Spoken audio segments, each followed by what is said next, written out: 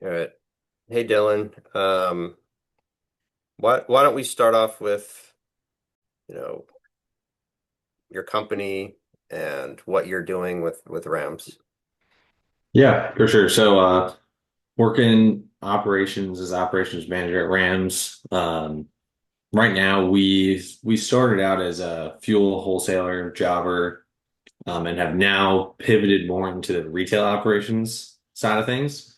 So we saw the opportunity, the growing market. We're in Richmond, Virginia, so it's a pretty competitive market with a lot of your big players, Sheetz, Wawa's, Royal Farms, all here and present.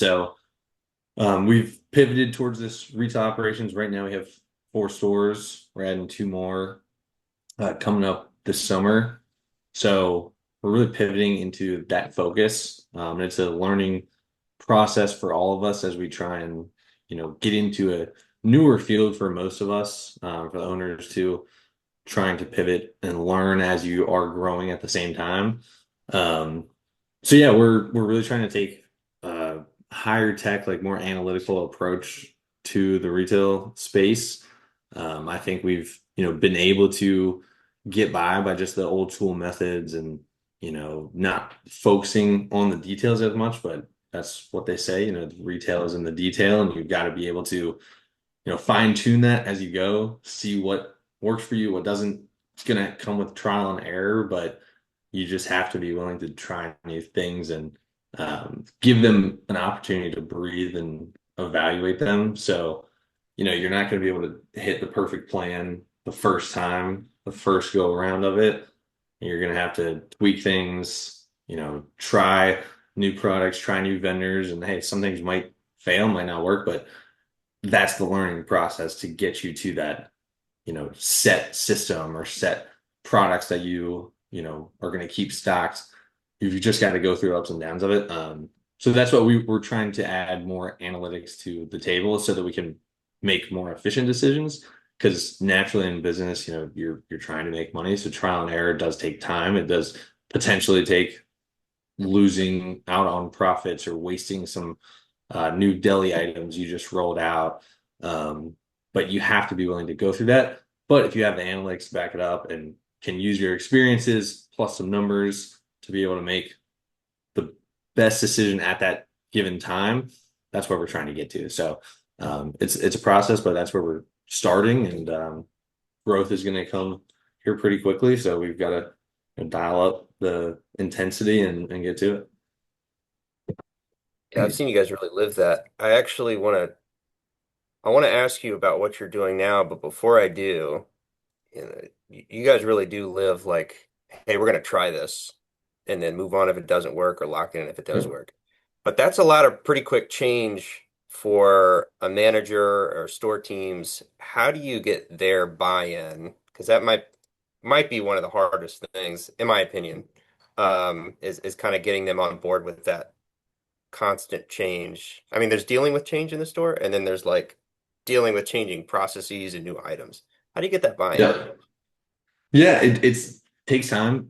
You have to, I think just it starts with honesty and telling them, your managers, the employees at the stores, your deli employees, everybody, that the purpose of what we're trying to do, and also making them aware that this is a trial period. I think sometimes when you roll out a new system, if you go with the approach, hey, it's my way or the highway, this is the process, it can't be adjusted, people tend to take that information in a different way, and their response to it or how they choose to act on that process. If you're telling somebody, hey, do this, they don't necessarily believe it. Their passion for it or the motivation or kind of that feeling that they bring to the table when trying to do that process isn't going to be where you want it to be. So I think the biggest thing is being honest, saying, hey, we're going to try this. This is what we're hoping to get out of it, but we need your feedback to see if it's going to work or if it's making your life easier. Um, what challenges you're seeing on the day-to-day level? Because frankly, I'm not in the store as much as the store managers, as much as the employees are. So they know they're the frontline workers. They're going to see the challenges before it gets to me, and I'm relying on them to report that up and to say, hey, here's where we stand after a month of doing this process. This works, this doesn't work. But if you don't give them that input up front of saying, hey, I need your feedback, I want your feedback, their mindset towards it is going to be either positive or negative. So you want buy-in. You're not always going to get the buy-in, but I think it's important to at least work towards getting that buy-in because that's going to make just the systems um, better to evaluate. Otherwise, you might not get a chance if people are already turned off by the idea of a new process before they even try it. Their feedback is just going to be anchored in that initial thought. So if you try and disarm, say, hey, blank slate, let's give it a go. I think people are more receptive to it and more open to giving honest feedback. And they might realize, hey, I actually do like this. Maybe initially I didn't think it would work, but you gave me the confidence to be honest and give it a try. And now that I've given it a try, actually it does work and it was better than I expected. So I think you just have to be honest, and that's what everything is. I mean, if people are going to see right through that if you're trying to lie or pulling over on them. So just being honest, that's going to be the best way to get results out of it. Yeah, it's pretty. If you're upfront with people, they can tolerate a lot more than being in the dark.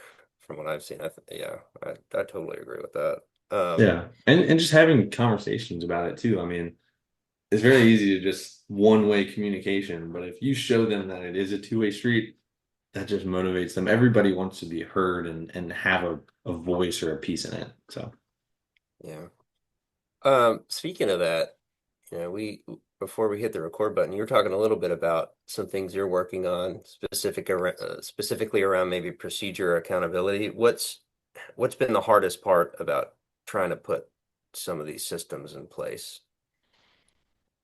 I think it's just about making it as simple as possible and trying to, get to that detail that you're getting the information you need out of those new processes, but also not overcomplicating something. Like for example, right now we have shift checklists, daily, weekly, monthly cleaning items, month end reporting, inventory. There's a whole host of items daily, weekly, monthly that need to get done.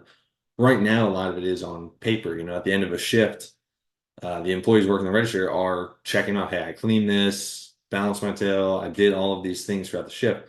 But we want to try and digitalize it to be able to both track it and make sure that's getting done, but also to have, a record of the things and frankly to get accountability on the store employees too, saying, "Hey, you've been doing a great job. I can see you're taking a picture of the bathroom when you clean it every day. I can say, hey, you've been doing a great job at that." Or I could then point out, "Hey, this person might think the bathroom is clean, but I don't think it meets the standards, so we need to align on that." But the challenges with that is you take a very simple process of cleaning the bathroom, checking it off, "Hey, it's clean in my eyes," to hey, now go take a picture of it. We need it done 3 times a day. Get on the iPad, get on your phone. It just creates another layer um, in the process, another step for them to be doing, which could then cause more issues or it makes it easier, but it all has to be trained. So I think that's the hardest thing when trying to act change and make a process better. You just don't want to overcomplicate. Sometimes simple is better. You just have to learn which processes you'd rather simplify. And there are certain things hey, we just have to make this a little more complicated. We need more detail. So we don't have a choice in that. But it's about finding the balance in that because you don't want every task or every little thing that each employee has to do to take 2 times longer. And they'll tell you that. The store employees will tell you that if we implement a new process, they're like, hey, my employees aren't it's now taking them 15 more minutes to walk out the door because they have to do this 20-minute checklist that I may have thought would only take 5 minutes sitting in the office. But on the ground level, your frontline workers, they're saying, hey, it's a busy store. I can't go take a picture of the bathroom. There are different things at play that I think is important to recognize, but again, it goes back to the just making tweaks as you go and fine-tuning processes. Nothing is perfect off the jump, so you just have to be willing to make adjustments. But yeah, Yeah, you know, So I want to back up again. You talked about, you know, Rams traditionally is a big fuel distributor. You're kind of shifting from that mindset into a more retail focus, and you've been at it for a little while now. What's been the hardest part about that transition where you've got distribution, you've got a couple of stores, and now you're really growing the retail side and adding or building or things like that? What's been the biggest transition in that mindset? I think the biggest thing is gathering information and trying to learn a new field of the business, a new department of the business. Um, I think with some of the larger companies, you have people that have been doing it for years and years, have built it from the ground up, and they're just experienced in that, light. Me personally, I haven't had the extensive experience in that field. So when you're doing something new, when you're trying to, you know, I don't know, add lottery, um, build something new into the store, you have to learn it first and understand how it works to be able to implement it. So it's a time add of, okay, we're building a new store, it's a new market. I need to figure out what my checklist is for opening a store, for evaluating that. And I'm learning it as I'm going, so you're kind of on the fly, kind of like you're building a ship as you're going out to sea, simultaneously trying to build your raft and float safely across the water. So you're kind of doing it simultaneously, which is difficult, but at the same time, you're in those elements. You're actively seeing what the environment entails and can kind of make tweaks of, hey, this didn't work quickly, or not. So it's a time add too, with other fields of the business, just like within the store, you have different pieces of the store that have to get attention to it and have to be cared for and actively spend time on. And so I think when you're growing in the retail side, you might spend 90% of your time now on retail, and that 10% in the other fields that you were once spending 100% of the time on, you have to be more, I guess, smart with your time, more efficient, so that you're not letting those things fall to the wayside. When those are still important things that we have to get done, whether our focus is there or not, those things have to get done, and that's still an important part of the business. Mm,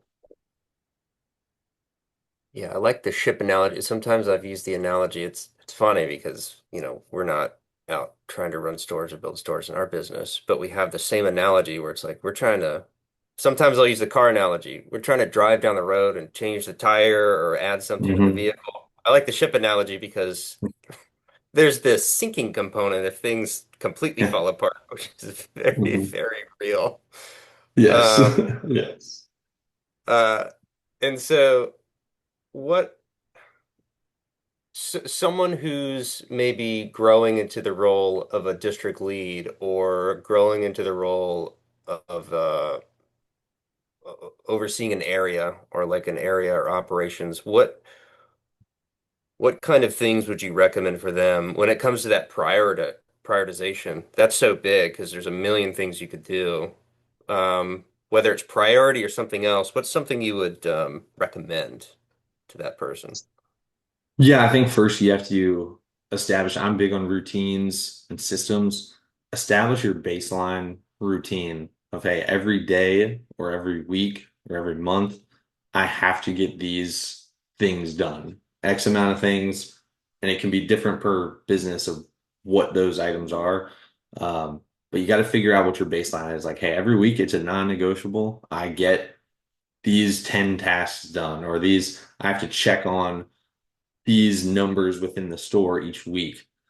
Establish that baseline and make that a routine for you. Whether it's, hey, I'm checking, store numbers every single morning. I'm checking in with managers at maybe you pick a day of the week that you're checking in specifically with a manager for 30 minutes to get updates, but figure out your general routine each week. So then you have that backbone. That's kind of like establishing the foundation of, even if I have, because there are going to be fires that come up, there are emergencies that come up. Even if the rest of the week is a fire and you can't get progress on any of the other tasks or things that have come up, you're still getting your baseline done. And you can walk away from that week knowing, hey, this was a crazy week. I had 10 emergencies that needed my attention, in a couple of days, but I was still able to check on the managers, make sure everything was operational, um, track your sales numbers.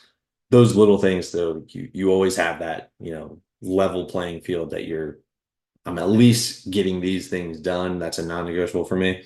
So I think that's the first step, and it'll take time to establish what that is and tweaks to the routines. But I think it's very important to have a set priority that is no doubt it has to get done. And then from there, you can say, hey, all right, maybe that takes 2 hours a day for me to get my non-negotiable done. Now I have, 6, 7 hours left in the day of what is the most beneficial item to get growth or to progress on. Then you just have to prioritize accordingly. And really that's organizational decision, maybe a personal decision of saying, this has been my biggest pain point. I'm going to attack this first. Um, but again, I think it's hard to say specifics on each company's different, what specific task gets prioritized. But as long as you have that baseline, I at least have time in the day to spend time on other tasks. Dylan, I think we could probably keep going on this for a long time, but I do want to be Sure conscious of can. Sure time. can. So, I appreciate you jumping on, man.